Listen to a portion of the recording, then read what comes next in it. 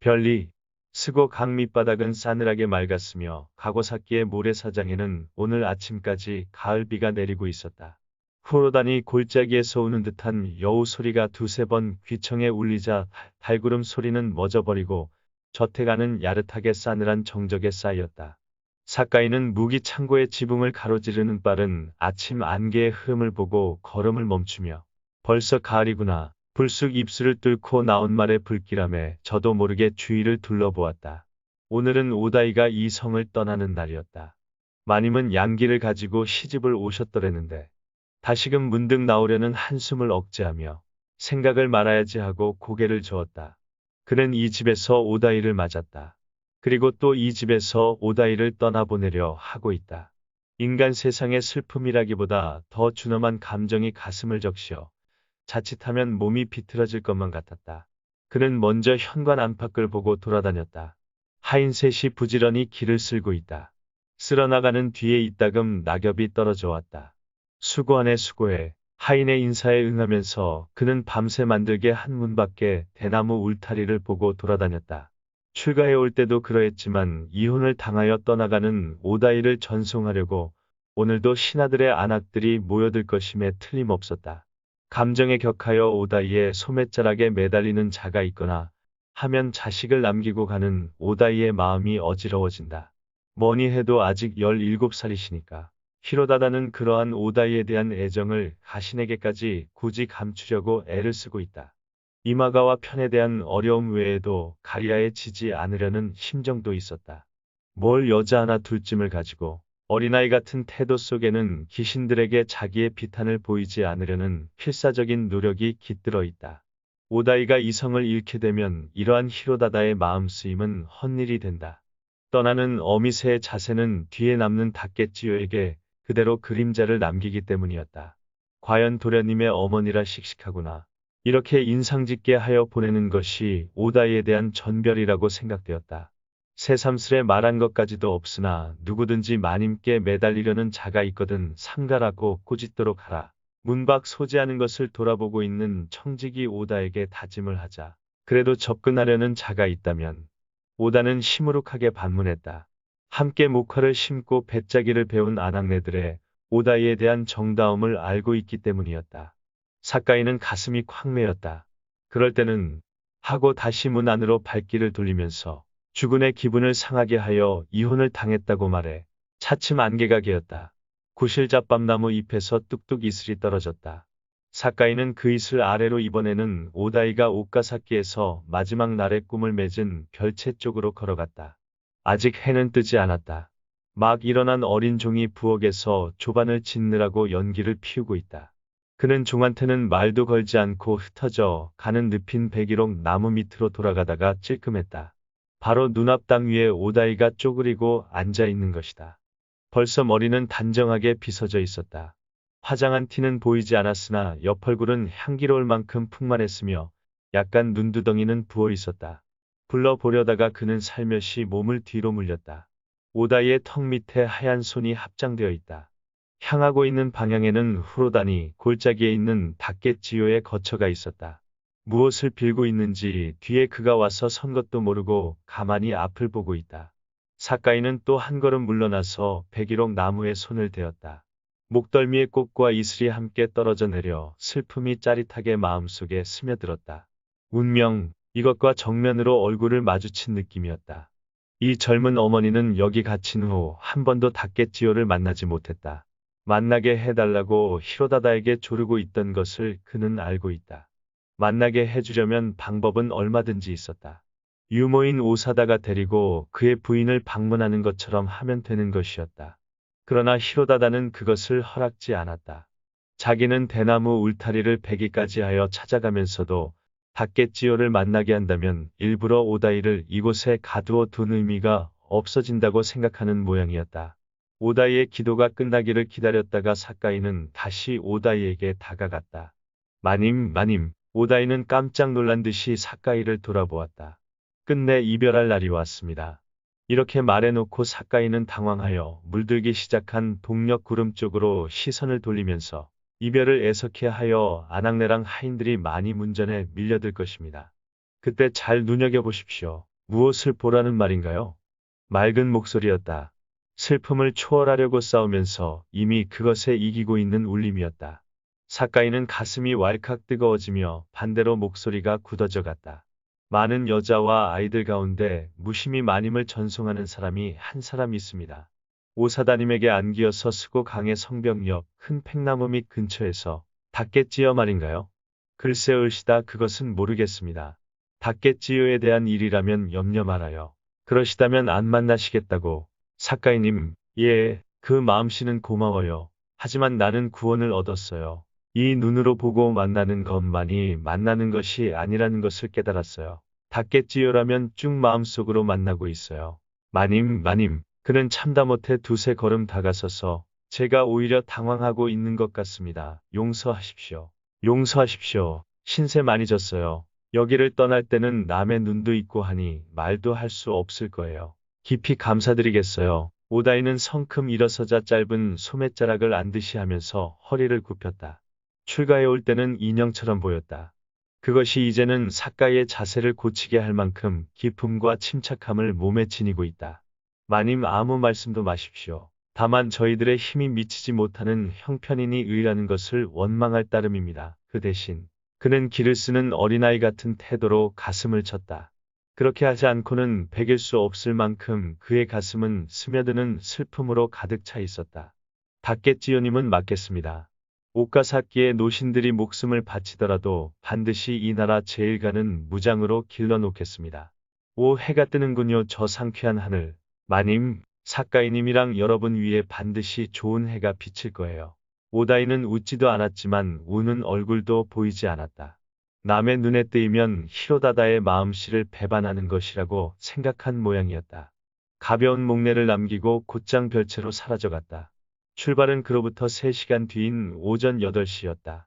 길 순서는 사카이의 집을 나와 스고 막루로에서 강을 따라 부정문으로 돌아가게 되어 있다.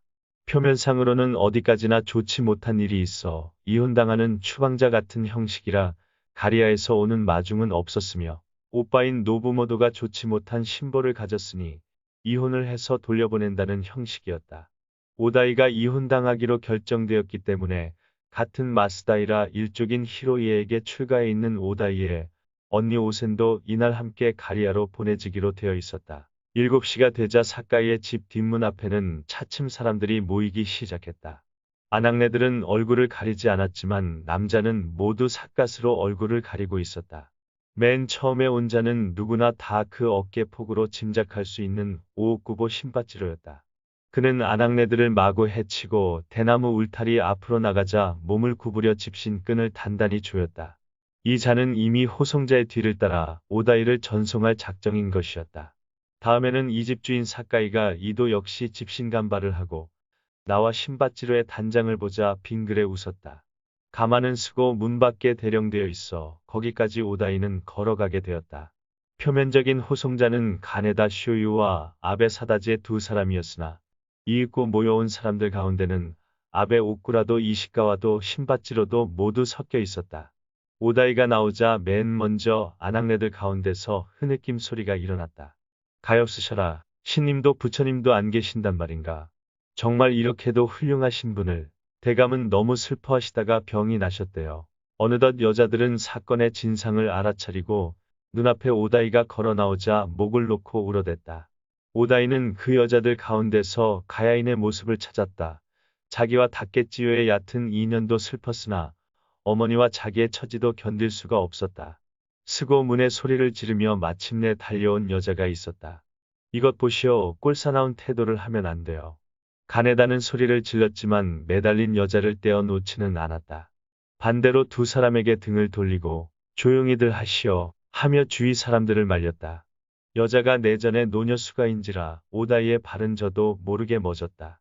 유리도 고사사도 없어진 뒤부터 내전에서는 이 여자만이 표리 없는 오다이의 충복이었는데 그 수가가 가리키는 쪽을 보다가 어지간한 오다이도 깜짝 놀랐다.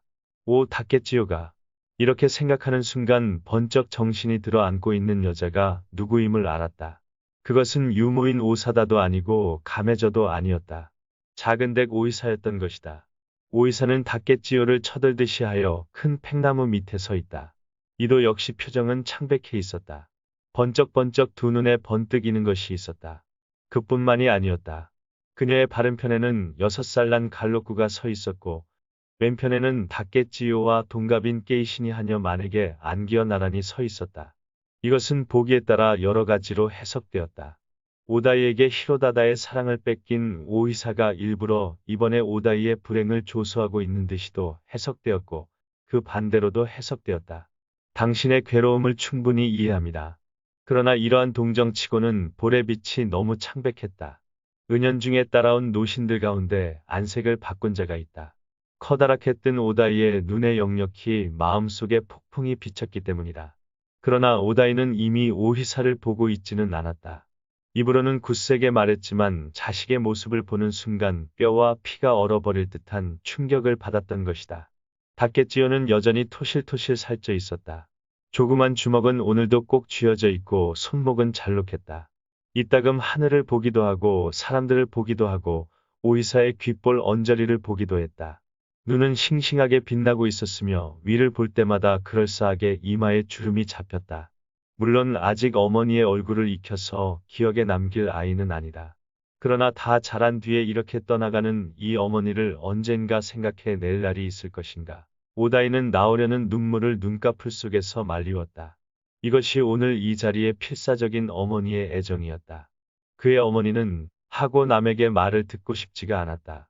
자신의 허영이 아니다. 그런 어미한테서 난 자식이니 하고 경멸을 받게 된다면 후회는 평생토록 자죽을 남긴다. 이것이 모자간의 이 세상에서 만나는 마지막 날. 이렇게 생각하자 그만 오다이는 감정에 이길 수가 없었다. 불이 나게 시선을 팽나무 쪽으로 돌렸다. 한층 더 눈을 크게 뜨고 다시 눈물을 말리면서 오이사가 왜 이렇게 닿겠지요와 함께 자기를 전송해 주느냐 하는 생각으로 마음을 돌리려고 애를 썼다. 오다이의 성질로는 이것이 오이사의 보복이라고는 생각되지 않았다.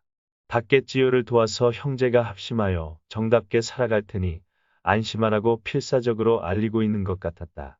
수가 오이사님께 부디 잘 전해줘요. 오다이는 발밑에 몸을 던지고 울고 있는 수가에게 말한 다음 쓰고 문으로 걸어갔다. 가마가 성을 떠나도 뒤에 이어지는 사람 수는 줄지 않았다.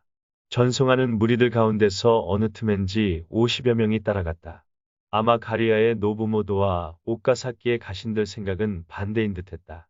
노부모도는 그들을 영내로 유인하여 몰살을 하려 하고 있건만 그들은 오다이를 가리아까지 은밀히 보내주는 것으로서 노부모도의 마음을 부드럽히려 하고 있는 듯했다. 야학이 강을 건넜을 즈음에 신빠찌 자네는 어디까지 전송할 작정인가? 옆에 다가온 아베 사다지가 말을 걸자 뻔한 일이지 가리아의 성 입구까지지 왜 전송을 하지? 마님과 헤어지는 것이 괴로워서 무뚝뚝하게 대답한 뒤에 홀레는 좋아하지만 이별은 좋아하지 않지. 노부모도님도 괴로울 거야. 자네는 정식 호송인이니 성으로 들어갈 수가 있어. 성에 들어가거든 우리가 작별을 애석해하며 끝내 성문까지 이르렀다고 말해주게. 하늘이 너무 개인 것이 오히려 슬퍼서 오다이는 이따금 눈을 감았다. 사람들 앞에서는 울지 않았지만 가마에 들어가자 어처구니 없을 만큼 눈물이 나왔다.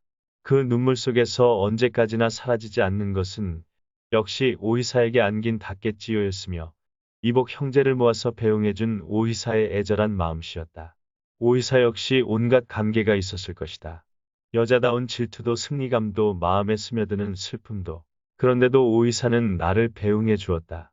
좁은 여자의 소견으로 가장 소중한 일족의 결속을 어지럽히는 잘못을 저지르지 않겠어요.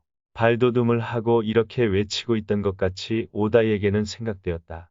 오다이는 오이사에게 뒤지고 싶지 않았다. 끝까지 냉정하게 분별해야 할 것을 분별해 나가는 것이 오이사에게 보답하는 길이며 닿겠지요에 대한 이별의 선물이라고 생각했다. 강을 건너고 나니 주위의 가을 경치는 갑자기 짙어졌다. 추수한 논 사이에 점점이 보이는 대밭의 초록빛마저 벌써 겨울을 기다리는 태세였으며 군데군데 붉은 잎을 섞은 온나무가 빛을 튕기고 있다. 사람의 일생에도 가을은 있다.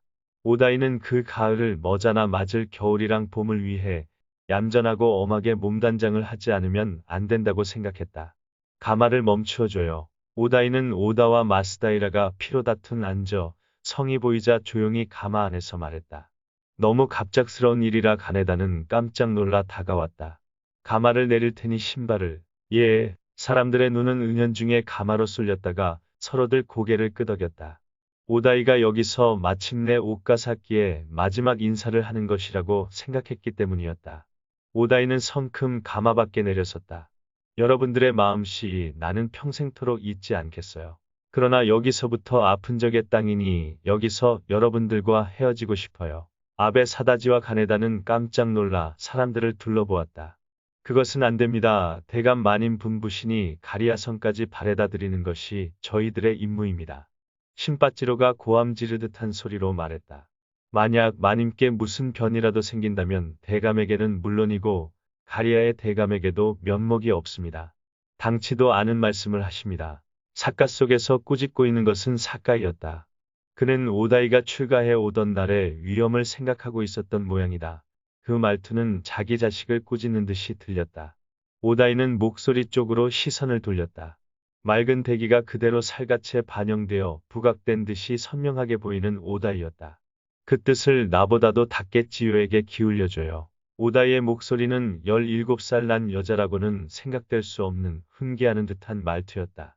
여러분은 닦겠지요를 위해서는 다시 없는 보배인 이 이상의 전송을 나는 결코 반가워하지 않아요. 이상한 말씀을 하시는군요. 그 소중한 닦겠지요님의 어머니시니 저희들은 만일을 염려하는 것이지요.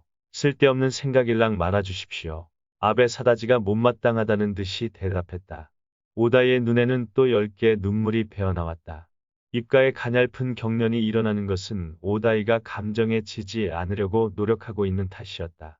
이유를 말하지 않고는 안 되겠지. 그럼 들어보세요. 가리아의 오빠 성질은 여러분보다 내가 더 잘 알고 있어요. 성급한 분, 난폭한 분이라 할 수 있겠지요. 이것만으로 나의 마음을 짐작해 주세요. 만약 여러분에게 만일의 경우가 생긴다면 닦겠지요가 자란 뒤에 매정한 어머니였다고 내가 크게 원망을 받게 될 거예요. 그토록 무공 있는 사람들을 일시적인 슬픔에 사로잡혀 적지로 끌고 가서 무참하게 목숨을 잃게 한 소홀한 어미였다는 소리를 듣게 돼요. 간에다가 번쩍 정신이 든 듯이 얼굴을 들고 모두를 둘러보았다. 사람들은 조용히 돌처럼 써 있었다. 조심은 미리 해야 하는 것이라고. 이것은 아버님 다다마사의 가르침이었지요.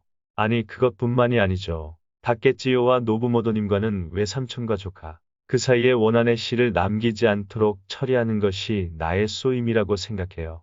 나의 부탁이에요. 닦겠지요의 뒷날을 위해서예요. 부디 돌아가줘요. 갑자기 남자들의 울음소리가 터져나왔다. 한두 사람이 아니었다.